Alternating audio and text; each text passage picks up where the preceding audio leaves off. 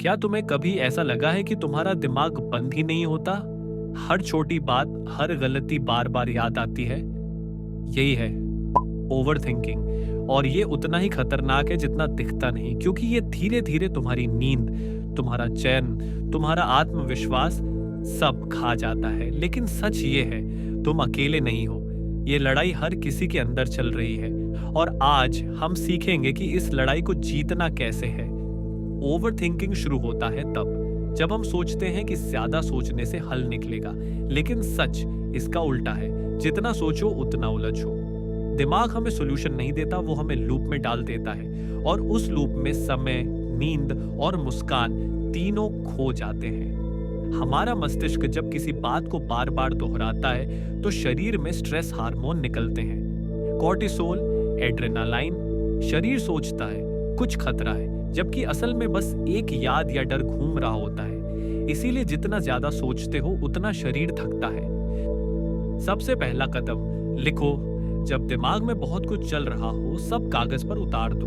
जो लिखा जाता है वो हल्का हो जाता है, जैसे तुम अपने विचारों का बोझ उतार रहे हो। लिखना मतलब सोच से बाहर निकलना। हर नेगेटिव सोच को रोककर पूछो, क्या ये सच है? क्या मेरे पास इसका कोई सबूत है? 90% सोचें सिर्फ डर की आवाज होती है। जब तुम उनसे सवाल करते हो, उनका असर खत्म हो जाता है। सोच को तोड़ने का सबसे आसान तरीका, कुछ करो। उठो, टहलो, कमरे की सफाई करो, किसी दोस्त से बात करो। जब शरीर हिलता है, दिमाग रुकता है। एक्शन ही है जो सोच को तोड़ता है।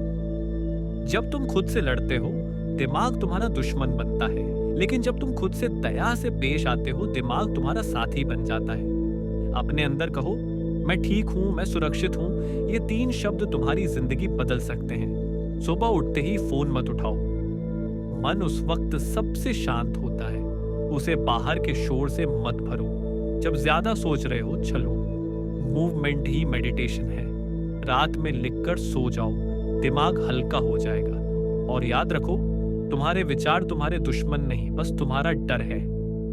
एक लड़का था जो हर रात खुद से लड़ता था, सोचता था, मैं फेल हूं, मैं अच्छा नहीं। लेकिन एक रात उसने बस लिखना शुरू किया। पहले डर निकला, फिर आंसू, फिर राहत।